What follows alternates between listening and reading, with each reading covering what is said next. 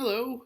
This is a worn out Paul Mackey on day 18 of the Dog Days of Podcasting. One Idjit's thoughts while on a trip to Madison, Wisconsin. Today we went out to House on the Rock. It was the first time for all three of us, my sister Diana, daughter Iris, and myself. House on the Rock is a lot. Of the three of us, I think I'm the only one who said I'd probably do it again, which is good because I think Darcy wants to see it someday. I know as of time of recording there haven't been any views on the previous file, so there's a good bet if you are viewing this soon after it's released, you should actually go back a day. Did you listen to yesterday's questions? Okay, let's launch into the answers from last time. First was a not too difficult category. Number 1, what breakfast cereal currently uses the truncated slogan 2 scoops? According to Consumer Reports in 2010, the size of the scoop apparently varies depending on the size of the box. And the answer is Kellogg's Raisin Bran. Number 2, this popular snack, usually packaged in pairs for single-serving purchase, is known to have been filled with banana filling until bananas were rationed during World War II. It was invented in 1930 as an alternate product for machinery producing a strawberry-filled shortcake while strawberries were out of season. The answer to that is, of course, Twinkies. Number 3, this product was introduced in 1914 but gained profile in 1956 when it used actual twins, not trick photography, in advertisements. What product encouraged you to double your pleasure, double your fun? The answer is Double Mint Gum. Number 4, this medicinal product boosted its sales in the 1960s when their marketing team tried changing the dosage from 1 to 2 and then heavily advertised using slogans and images which emphasized this doubling. Plop plop, fizz fizz, oh what a relief it is. And it is Alka-Seltzer. Number 5, in the 1970s and 1980s, a popular series of advertisements featured pairs of people in literal collisions, marveling at the new food combination that resulted from their accident, when the product in question was no accident, of course, and it dated back to the origin of its brand in 1928. What product was marketed as two great tastes that taste great together? And the answer, Reese's Peanut Butter Cups. Number 6, in a classic Saturday Night Live sketch, they advertised Shimmer with the argument, it's a floor wax, no, it's a dessert topping. This was a spoof on an ad campaign in which there was an argument, it's a breath mint, no, it's a candy mint. Which mint was advertised as 2 mints in 1? And the answer is Certs. Following on from that last question, the next category is called, did something crawl in there and die? Number 1, what mints marketed as curiously strong were first sold in 1780? Production was moved from Wales to Chattanooga, Tennessee by the Wrigley Company, as they are rarely sold in the UK but heavily marketed in the US. More recently, they've been touted unofficially on the internet as an aid to oral pleasure. The answer, Altoids. Number 2, what mouthwash was marketed in its original flavor that it leaves your mouth minty, not medicine-y, to compete with Listerine? And the answer, Scope. Number 3, what brand of mint touted itself as being 1.5 calories each in their advertising?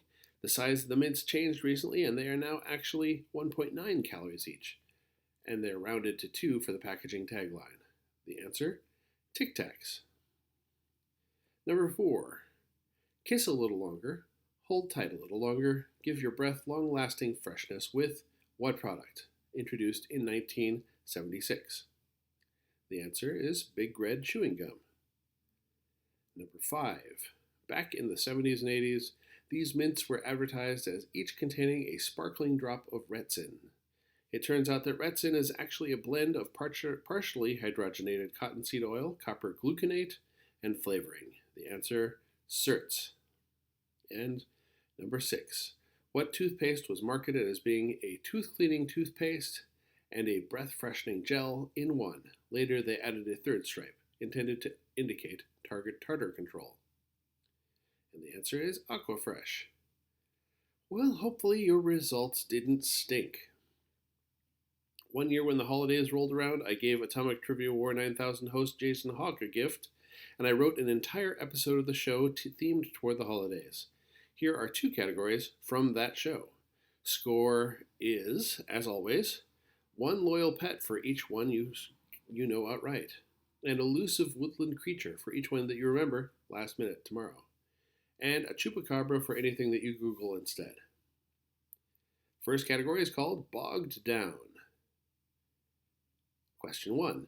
Cranberries are a well-known source of ascorbic acid, also known as what vitamin? Number 2. The 90s are lumbering back toward you. Dial-up internet, X-Files. The Cranberries were an Irish band whose first hit was Linger. What was the name of their next hit, which topped out at number 18 on the Billboard Top 40? Number 3. What juice blend, released in 1963, is trumpeted on the Ocean Spray website as the industry's first juice blend? Number 4. You may have a preference between whole berry cranberry sauce versus the jellied variety sold in a can. But according to a poll in Food Network magazine in November 2011, one option has a slight edge. Which is it, whole berry or jellied? Number 5. Now I'm going to badger you into telling me which state produces the largest annual cranberry harvest. And number 6. The Sea Breeze is a cocktail, a favorite of flamboyant, bright green demon Lorne on the TV series Angel. The drink is traditionally made with vodka, cranberry juice, and what other fruit juice? All right, so that goes for the bogged down category, and now we've got, yep, I totally believe I ate the whole thing, and another whole thing too. Question 1. In The 100-Acre Wood, as imagined by A.A. Milne and later animated by Disney, when Winnie the Pooh gorged on far too much honey, whose doorway did he become stuck in? Number 2.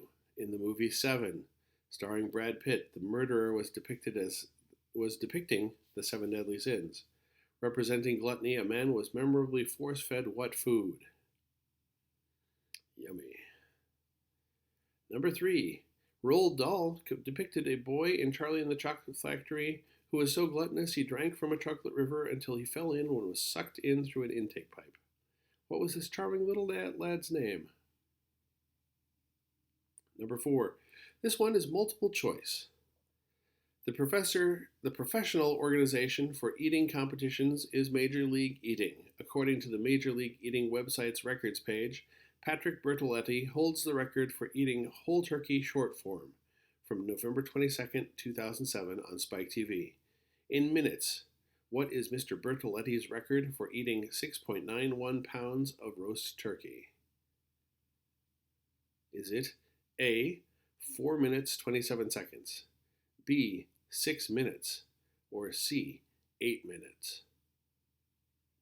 All of those sound way too short. Number 5. After eating far too much, you may need an antacid tablet or 2. In the ad campaign, which antacid asks you, how do you spell relief? And lastly, number 6. Quentin Tarantino has said in interviews there was only one grotesque scene in a film while he was growing up that he found personally disturbing. In Monty Python's The Meaning of Life, there is a sequence featuring the grotesquely obese Mr. Creosote. After eating a large meal, he's offered one last piece of food at the end of his meal, with explosive consequences. What was that final morsel?